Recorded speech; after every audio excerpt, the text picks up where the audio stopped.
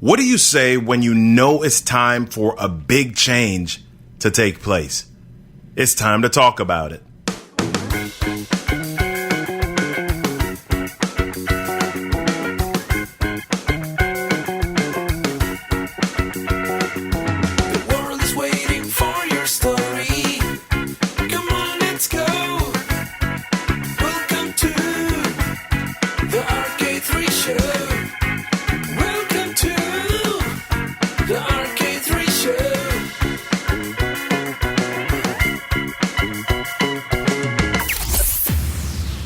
Hey yo, welcome to the RK3 show. I'm Robert Kennedy III, RK3, that's me, and welcome to episode 46 of the podcast. Today, I'm thinking about Boy George. Yeah, I grew up in the 80s. Yep, I sure did. And today I'm thinking about Boy George. They had this song called Karma Chameleon. And I have no idea what it meant, but I just loved how the chorus went. Karma, no, okay. I won't sing it because I don't want to pay any copyright violations, but I'll post a YouTube link in the show notes so you can go check that out. Anywho, you're probably saying, what's with the Boy George stuff, Robert? What are you even talking about? Well, here we go. Boy George was part of this group called Culture Club, and today's show is about culture. Yeah, I know, that's a stretch. All right. Well, culture, yes, that one thing that we all have, but nobody notices until it changes. That thing that determines how we do things, when we do them, how quickly we do them, etc., etc., etc. Culture. We're going to talk about that today with our guest. But before we go there, I want to remind you about some of the other great episodes we've had recently. Check out episode 45, Crossover Moments. I've got a few messages about that one. People love that one. Have you ever had those moments in life that make a difference for the rest of your life? Crossover moments. Check out that episode. For other great episodes that talk about leadership, check out episode 42 with Rob Holman, episode 33 with Kirk Nugent, and episode 36 with Jennifer McCullum, CEO of Linkage. Grab those episodes, download them, and then please head over to Apple Podcasts and leave a review for that. If you're not sure how to do it, I've created a video about it, and the link is in the show notes, okay? All right, let's roll. My guest today is Marissa Levin, and she's a 25-year, quarter century, 25-year entrepreneur, speaker, and globally recognized growth strategist.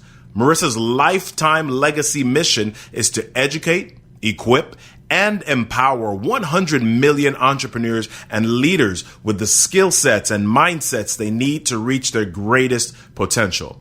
In 2012, she launched Successful Culture, a leadership consulting organization that helps CEOs master the three most critical aspects of business growth: leadership development, strategy formulation and execution, and organizational culture assessment and improvement. She's also the author of My Company Rocks, 8 Secrets to a Growth-Driven Culture.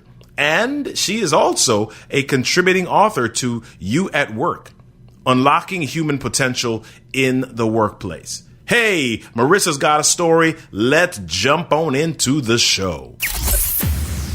Marissa, how on earth are you today? I'm great. It's so glad to be here again and supporting you and your listeners. I'm so glad that we're able to do this. Yeah. Well, listen, I want to say thank you, first of all, for those people who may not have been around when we were doing the Leading with Purpose podcast. I happened to be on Twitter a couple of months ago, and Marissa did a reboot, and she just tweeted an episode that we did a couple of years ago. And I said, man, wow, it's been a minute. We've got to reconnect. So it's been great. What's been happening with you since we last did our episode? So as you mentioned, my company, Successful Culture, we merged with a company called People Tactics.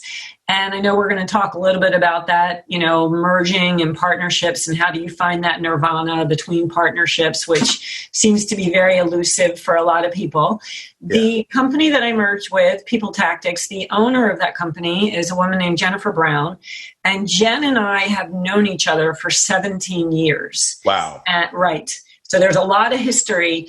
And if you recall, Robert, my first company is a company called Information Experts, which is 26 years old. I grew that to about $15 million before I exited that about 8 years ago. Jen was the only person with her company that I trusted for all of our HR, both strategic and tactical. So when Jen and I decided to merge, this was not, a hasty, impetuous decision. We weren't like in the honeymoon stages of dating.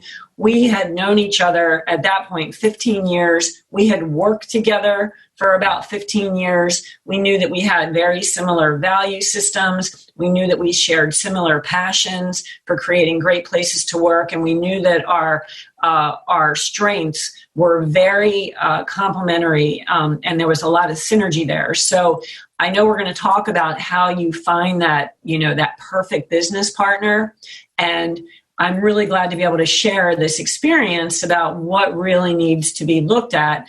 But that's really what we've been up to over the last 3 years, is Jen and I bringing our entities together, figuring out how we do that the best way so that it really benefits our clients, and how we create, this perfect solution of two interlocking, puzzle pieces that come together and fit perfectly. That's really what I've been up to the last 2.5, 3 years. Wow, that's not as simple as it sounds, I'm pretty sure. So let's jump right into that then. So a lot of the people that are listeners here are leaders in their organizations, but there are a lot of people that are speakers and have maybe they're contracting in the training world, and they're using communication as the centerpiece of their business, right? So a lot of people in that world are solopreneurs, or they've been operating their business in solo mode for a long time. How do you know if and when you need to merge with another business or another partner? How do you know this?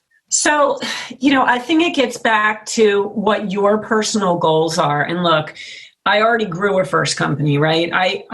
When I launched Information Experts going back 27 years ago, I launched that as a solopreneur. Mm-hmm. And I knew that I wanted to create a consulting business. And I wanted to have an infrastructure, and I wanted to have processes, and I wanted to be able to take on larger clients. When solopreneurs start, typically they start as kind of like the small fish in a small pond. Then they become the big fish in a small pond. Then they become a small fish in a larger pond. And then the big fish in a larger pond. And then they have to decide, do I want to jump to the ocean where the sharks are? Wow. And in order to go through that whole transition and that metamorphosis, it just requires a complete overhaul of how you position yourself, who you're working with, what your infrastructure is. It's really, very much of going from level to level to level. And we as entrepreneurs really need to decide, do I want to build a lifestyle business that is going to afford me a lot of flexibility and will give me a nice salary that, I can live a good life on, but when I go away, there's no business. Wow. Or do we want to create an organization that can really generate wealth for us and what I call enterprise value, something that is scalable, something that extends beyond ourselves? And if that's the case, it really is looking at how can we create a team around us, whether that's a partner, whether or not that there are other people that work for us. How can we build an infrastructure that goes beyond us? And that is really the decision point that people need to commit to. Am I going to create something that is really based around me and my personal brand and my specific skill set, or am I going to grow an infrastructure? That's really the first decision point. So you mentioned that you had 17 years of friendship with your current co-founder before you said, hey, let's pull the plug, right? Let's do this thing together. What are some of the things, or maybe let's not say some, let's say one or two. What are the top two things that you should really be looking for as you are considering a partner? So first and foremost is alignment of values. Mm-hmm. What do you believe? What do you stand for? How do you conduct yourself? And it's not as easy as it may seem to find those people that have a similar alignment of values. Wow. How do you live your life every day, both in business and out of business? The second thing is an alignment of purpose. what is it that you want to accomplish? As I mentioned, Jen and I both share a passion for creating great places to work. When people ask what Successful Culture International does, yes, we have a whole, culture development life cycle. It's a 5 or 6 phase model that is based on our combined 50 years of experience, our education, everything that we've done in the past. But at the end of the day, when people ask us what we do, I say we help organizations create great places to work. So that is as simple as it gets. That's what we're both driven by. So it's values, it's shared purpose. The other thing is it's alignment and synergy of strengths. So she and I, we share the values and we share the shared purpose, but we bring very different strengths. I mean, she is meticulous in execution. I mean, she's phenomenal, and I'm much more at the 50,000 foot level. Like, I'm a strategist, I'm a visionary. Right.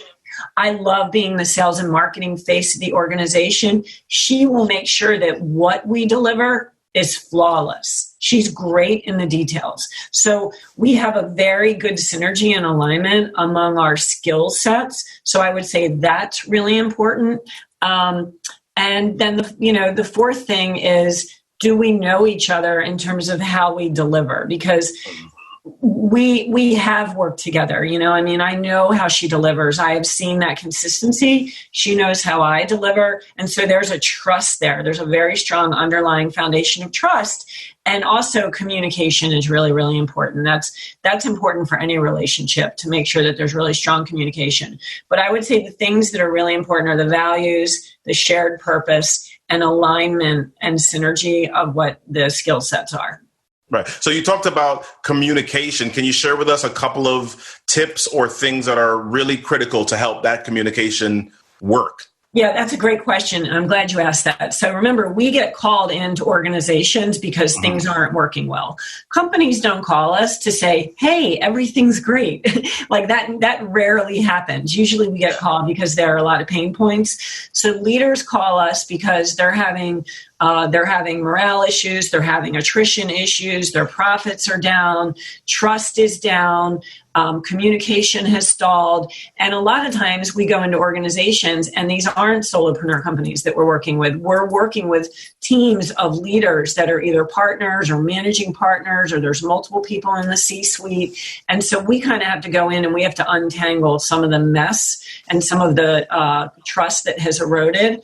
So we practice what we preach. We try very hard to practice what we preach. We try to, walk the walk and not just talk the talk. And so some of the things that we do to make sure that our communication stays clear is we have very candid conversations about, am I disappointing you? How am I falling short of your expectations?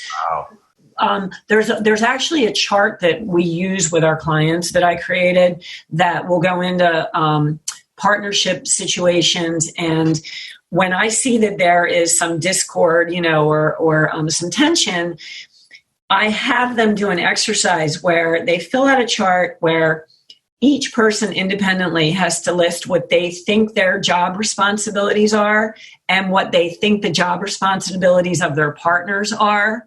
And I have each person do that independently. And then I bring them all together and I mediate and facilitate that conversation because they're always on different pages. And so it's just bringing them back into the same place.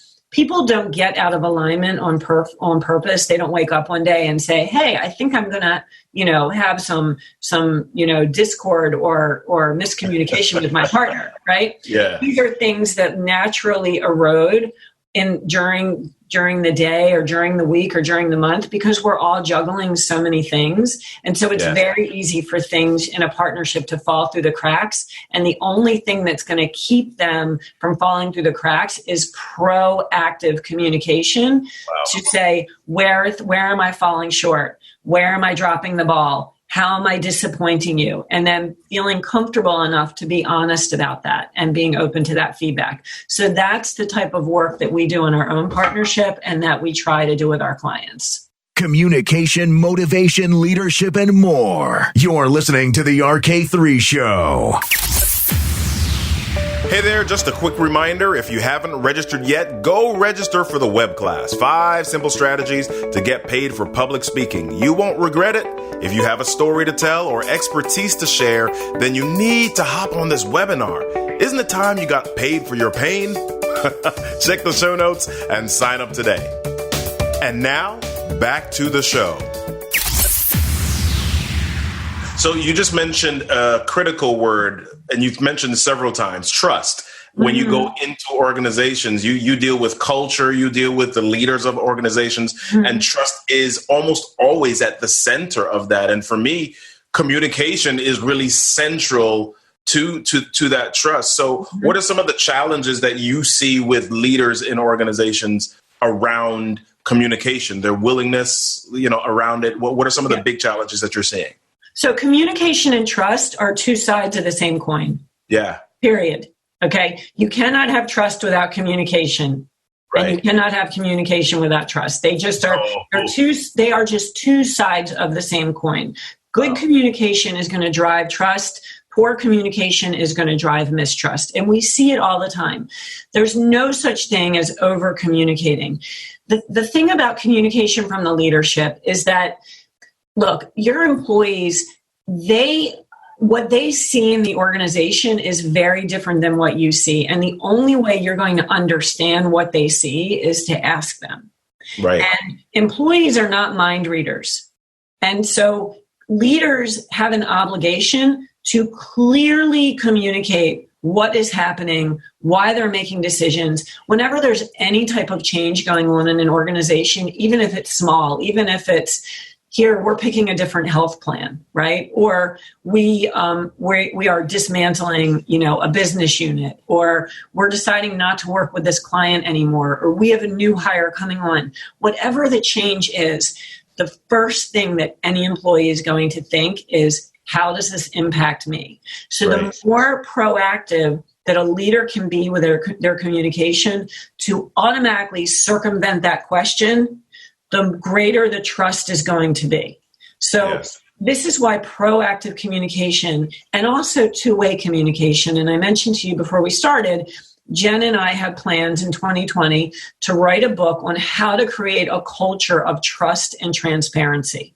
Wow. And that all goes hand in hand.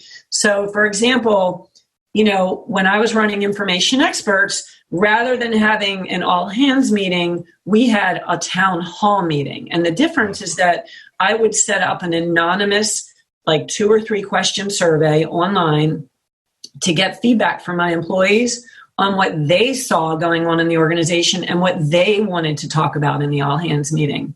And then I would make sure that we would address that, because that gives employees a voice. Employees need 2 things in a company from a communications perspective. They need to be heard, okay? They need to be given the opportunity to be heard, and they need to be communicated with. Yeah. That's it. That's what employees need to feel that they are connected to an organization. They need to feel that they're heard, and they need to feel that they're being communicated with. And both of those things reside with the leader.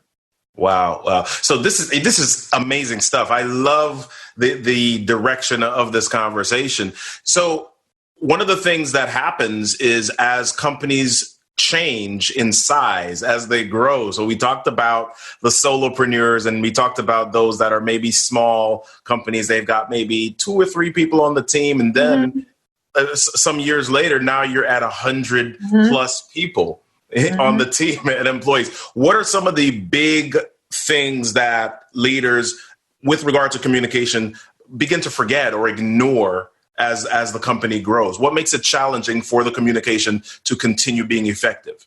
That's a great question. So 2 things happen that we see when companies grow.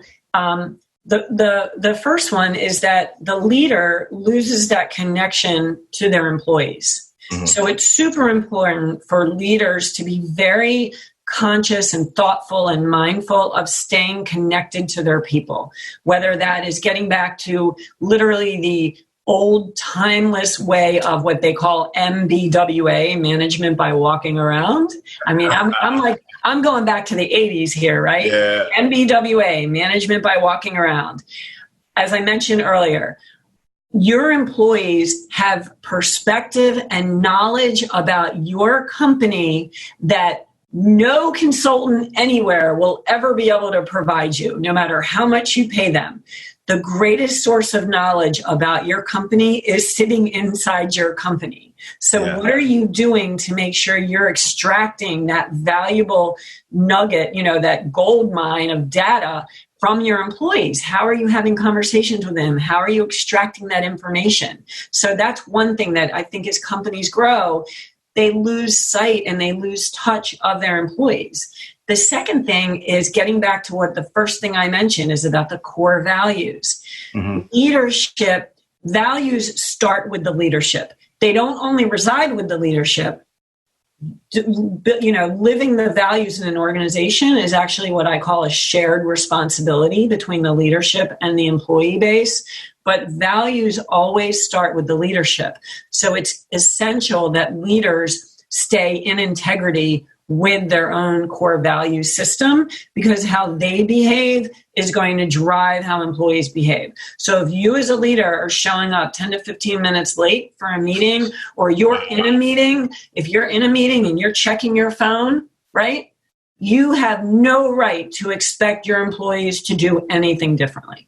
Wow. So I'm glad you went there, because I want to ask you from a public speaking or presentation standpoint. Leaders have the role of generating or engendering trust. They have the responsibility to cause people to listen because they have to influence them. What are some of the things, maybe from a public speaking, communication, presentation, maybe from a physical standpoint, that leaders can be doing to enhance maybe their credibility and their listenership as a leader? I love that question. So it's important, and I've written about this. I write for Inc. magazine, and I've actually written an article about this, and I'll send you the link so we can share it with your listeners. Yeah. Leaders are always under the microscope, and that's something that they always have to remember. They're always being watched, and there are some cases in which they're being watched even more closely than others. So when there's a new hire, they're being watched. How is that leader welcoming and embracing that new hire? When there's a firing or someone leaves, how are they graciously ending that relationship, right? Wow. When a company wins a large contract, how are they communicating that to the employees, and how are they recognizing everybody that contributed to that win, right? Yeah. If they lose a large contract, because this happens in all businesses, how are they leading the company through the change? Are they assigning blame? Are they not taking responsibility for it? Are they showing up from a place of the sky is falling? Like, how are they showing up when there is bad news or something difficult? These are specific times when not only are they really under the microscope, but they are really, really under the microscope. And so that's one thing. The other thing is being vulnerable. For leaders to step up and say, you know what, I don't have all the answers. I'm figuring this out. I just want you to know I'm reaching out for help. To show some vulnerability is also really important. And then a third thing is for a leader to say, you know what, I messed up. Wow. I'm not perfect, and I messed up. And those are some things that, leaders can do to make sure that they're showing up in a way that their employees are looking at them and going, you know what, he's human. She's human. I get it. I can trust her with my future because she's being completely authentic with me, and she's doing the best she can. And that's really all I can ask. One of my most important mentors, who has been in my life for over 10 years now, he once said to me, the greatest leaders subjugate their own agenda for the greater good of the organization. Wow. Think about the power of that. The greatest leaders subjugate their own agenda for the greater good of the organization. That is so powerful, because what employees need to know is that a personal agenda should never drive the decisions of an organization. Yeah. As soon as that leader is putting his or her own personal needs and agenda ahead of the organization, it's time to step aside. Wow. So this is amazing. I love this conversation. We could continue this all day. I know. Right? But I want to give people just enough so that they can find out who you are, where you are, and come get in touch with you. So where can they reach you online? Where can they get more of Marissa? So LinkedIn, just find me at Marissa Levin. I'm on LinkedIn. Same with Twitter, Marissa Levin. Follow our Successful Culture International Facebook page, as well as our Successful Culture International LinkedIn page. I am on Instagram. I have 25,000 followers. I have no idea who's following me. I don't use Instagram that much, but I'm going to start. I will start. But I am on Instagram if you want to find me there. And, but LinkedIn is, LinkedIn and Facebook to follow Successful Culture International and my personal pages is definitely the way to go. And I'm on Twitter too. So successfulculture.com is our website. We've got lots of great content there about how to build great cultures. We've got a great white paper download on the 6 main drivers of cultural shifts and cultural changes and how companies can kind of walk through that. But yeah, I'm kind of all over the place. You talked to me earlier about a podcast that you've got coming up. Tell me a little bit about that. Yes. So Jen and I, and through Successful Culture International, we're launching the Culture Podcast, and it will be the ultimate conversation destination for all things corporate culture. So we should be launching it in a few weeks. And that is the place to come to know how to build great cultures and listen to some of the greatest leaders who have already walked the walk, talked the talk on building great organizations. Change is hard. It just is. We need it, though, in order to grow. But it's tough, and people push back against it because many times it comes with pain or discomfort. But it's a constant. And if we embrace it, then we come to look forward to the cultural shifts, the redirection, and the growth, which will definitely occur. Listen, I want to invite you over to Apple Podcasts to leave a ranking, rating, and review for the show. Also, head over to the other major podcast outlets, Spotify, Pandora, Google Play, Stitcher, iHeartRadio, TuneIn, wherever you listen to podcasts. Then be sure to head over to the show notes to grab the links and resources from this episode. Guess what? We are almost at the end of season 1. Wow. And I hope you've learned a lot. We've got about 4 more episodes to go. Let me know your thoughts about this season by hopping over to robertkennedy3.com. That's robertkennedy3.com, or just leave me a voicemail at robertkennedy3.com/voicemail. Hey, y'all, don't forget. Everything that happens to you in life is your stuff is your story, and your story deserves a stage. I'm Robert Kennedy III, RK3, and you've been listening to...